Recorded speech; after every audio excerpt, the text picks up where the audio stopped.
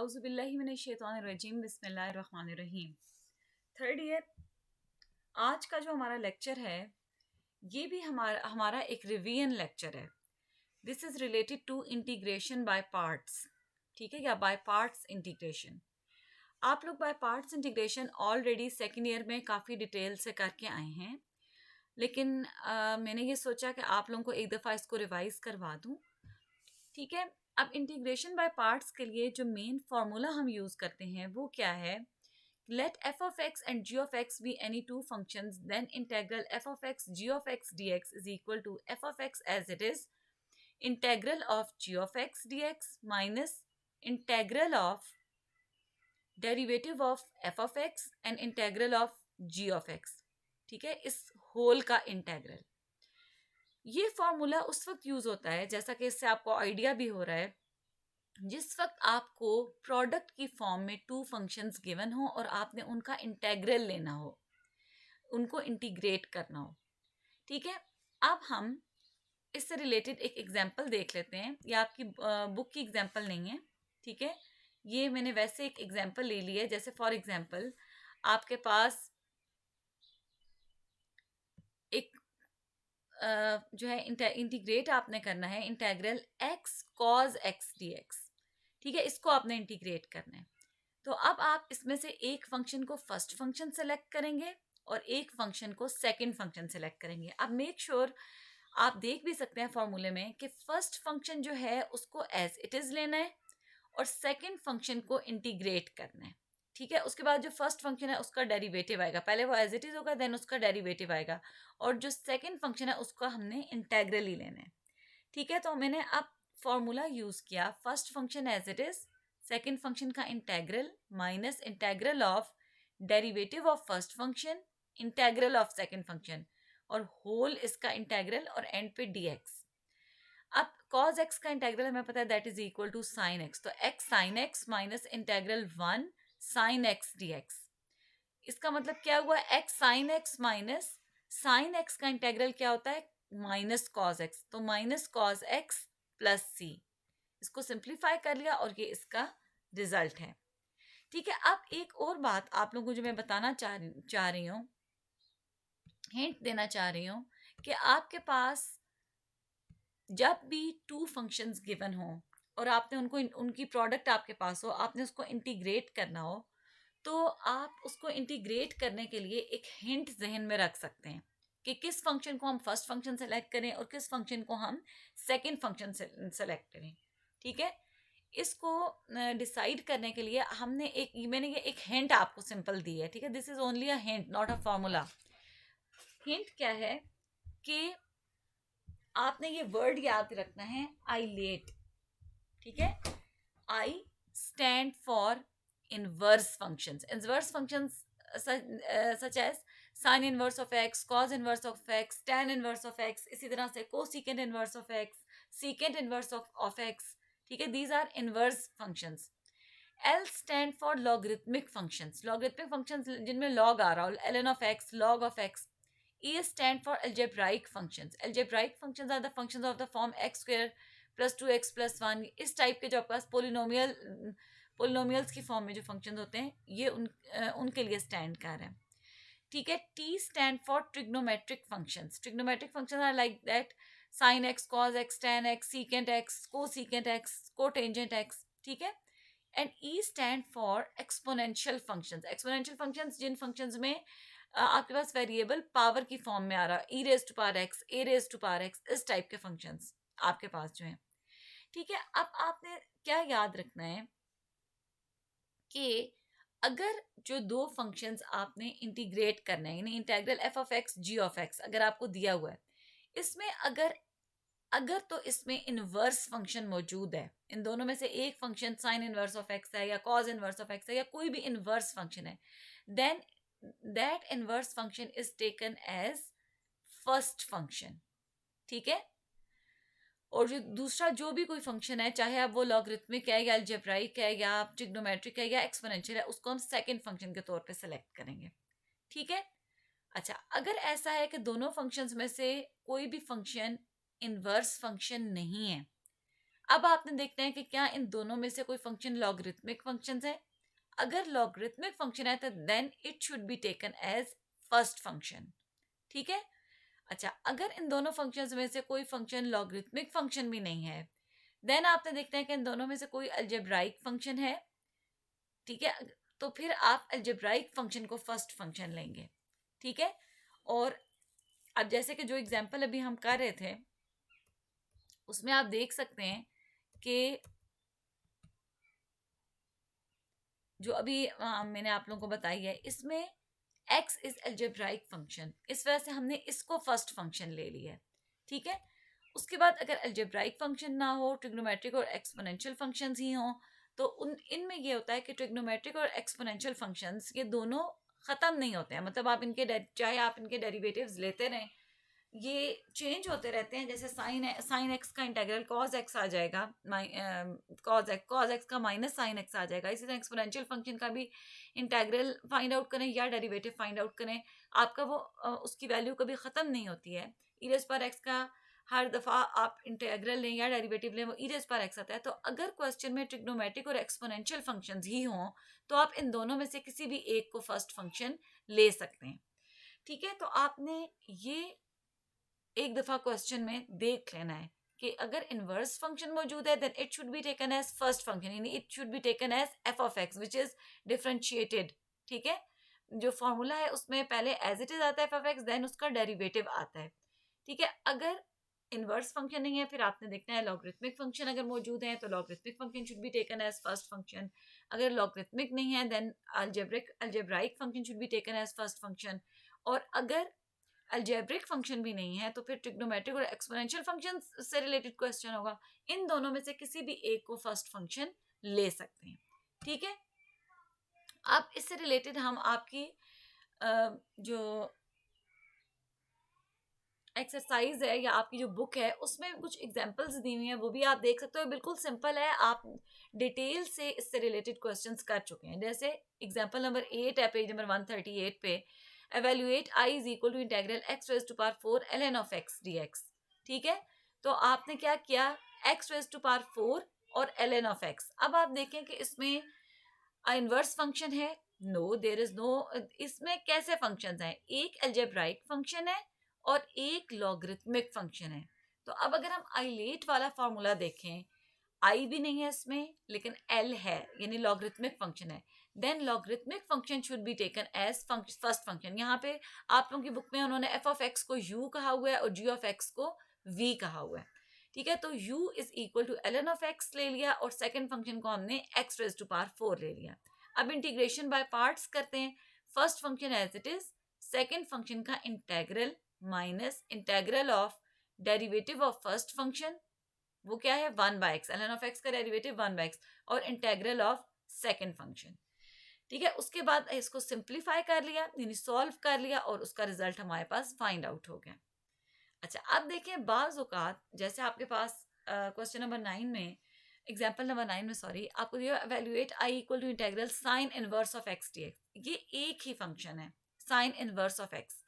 लेकिन आप लोग याद रखिएगा कि जब हम इंटीग्रेशन करते हैं तो बाज़ औक़ात बाज़ ऐसे फंक्शंस होते हैं जिनका डायरेक्ट इंटीग्रल फाइंड आउट करना पॉसिबल नहीं होता।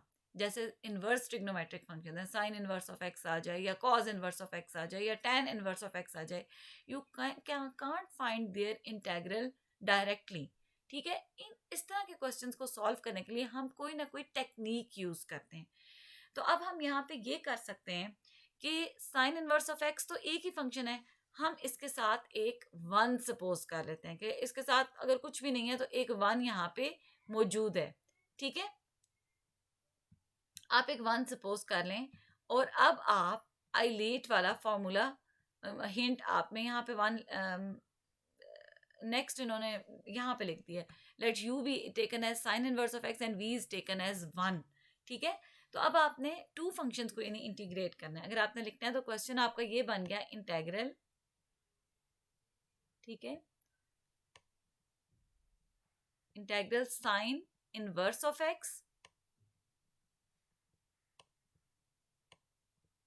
साइन इनवर्स ऑफ एक्स और 7 अब आपके मल्टीप्लाई क्या हो गया, मल्टीप्लाई बाय 1। अच्छा ये माइनस ही ना आप लोग समझना शुरू हो जाना, दिस इज 1,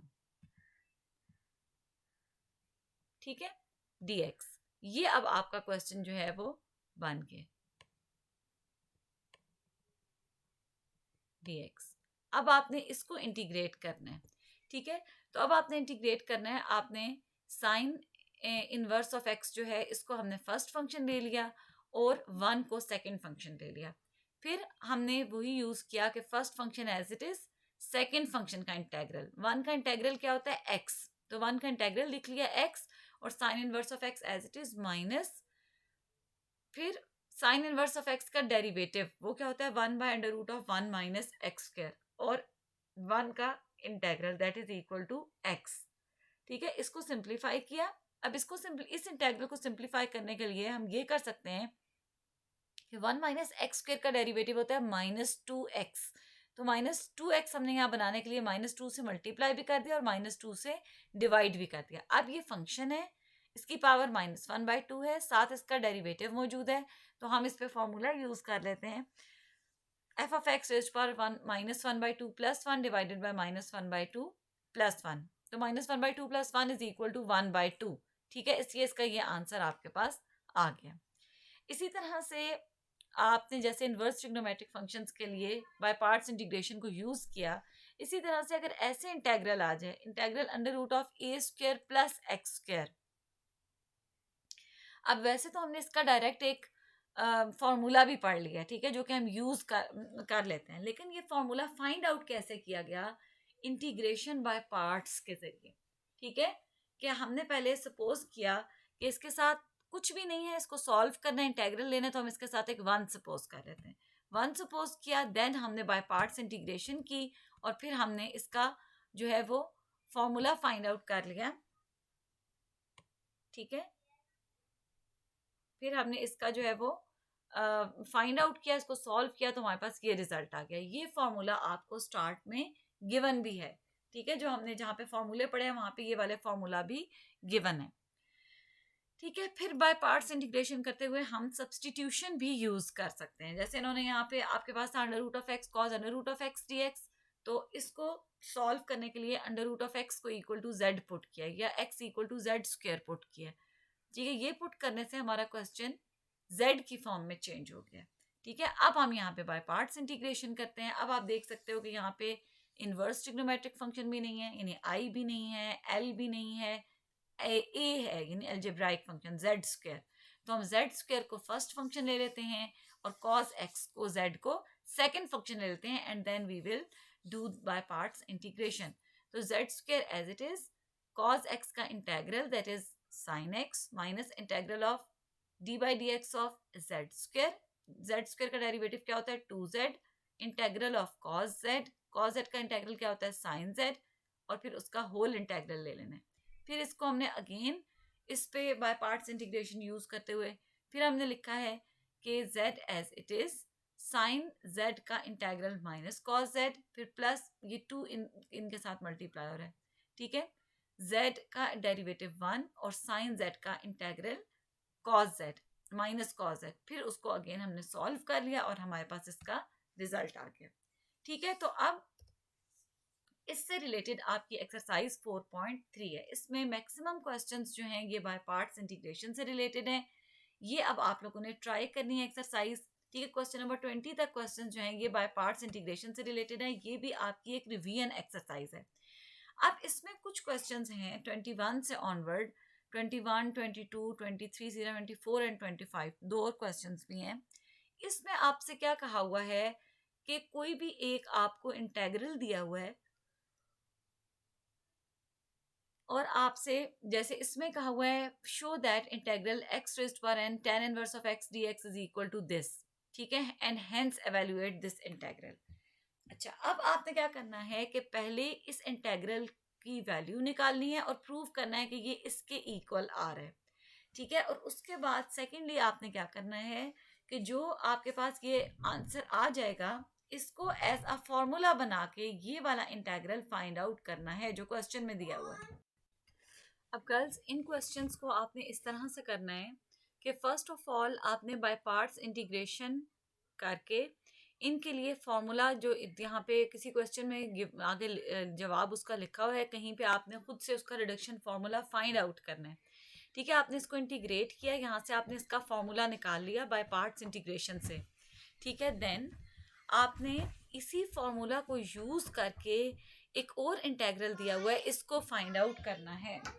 ठीक है, अब हमने पहले बाय पार्ट्स इंटीग्रेशन की फर्स्ट फंक्शन, यानी क्योंकि इसमें इनवर्स फंक्शन मौजूद है, inverse function as it is integral of second function minus integral of derivative of tan inverse of x and integral of x raise power n dx। इसको simplify किया, यहाँ से हमारे पास एक फॉर्मूला आ गया, ये अभी पूरा सॉल्व नहीं हुआ। ठीक है, ये हमने लेकिन प्रूव कर दिया, यही आपको प्रूव करने का कहा गया था। ये अब एक फॉर्मूला हमारे पास एक तरह से फाइंड आउट हो गया। अब अगर हमने integral x cube tan inverse of x dx find out करना है, तो हम इसी फॉर्मूला में, आप इसको बेशक इक्वेशन नंबर 1 कह दें, इक्वेशन नंबर 1 में,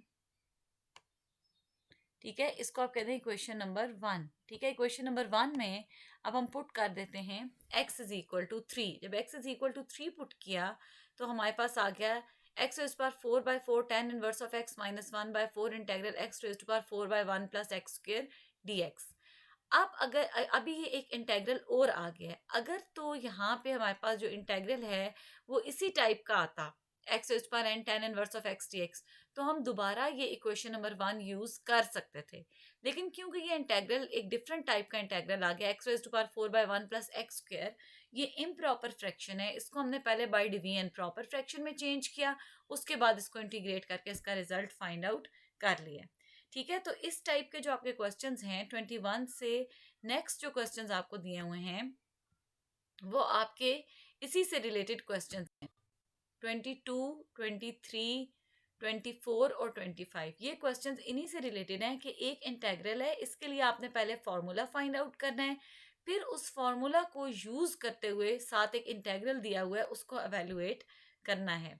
ठीक है, तो अब आपने एक्सरसाइज फॉर 4.3 जो है उसको ट्राई करना है। ठीक है, ये आपकी रिवीजन एक्सरसाइज है, इसको आपने ट्राई करना है, और if you need some help तो आप मुझसे जो है वो मुझसे पूछ सकते हैं ऑब्वियसली। ठीक है स्टूडेंट्स, अल्लाह हाफिज़, अस्सलाम वालेकुम।